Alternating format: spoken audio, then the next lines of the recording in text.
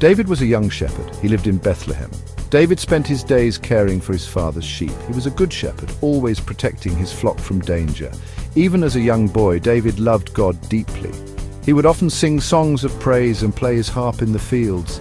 David's life was simple, but his heart was full of faith. He trusted God completely. Little did he know that God had a special plan for him, a plan that would make him one of the greatest heroes in history. One day, a prophet named Samuel came to Bethlehem. God had instructed Samuel to anoint a new king for Israel. Samuel was surprised when God led him to David, the youngest of Jesse's sons. Samuel poured oil on David's head.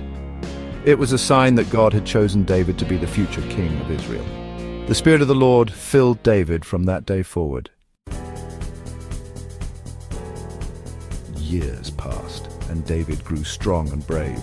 One day, a giant named Goliath challenged the Israelite army. Goliath was a fearsome warrior. He was very tall and wore strong armor. He shouted insults at the Israelites, mocking their God.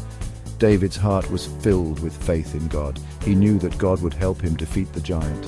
David took his sling and 5 smooth stones from the stream. He ran towards Goliath unafraid. David shouted, "You come against me with sword and spear, but I come against you in the name of the Lord Almighty."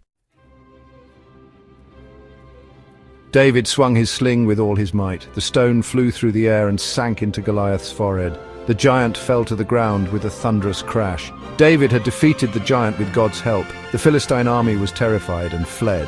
David's victory brought great joy to Israel. It reminded them that with God, even the impossible is possible.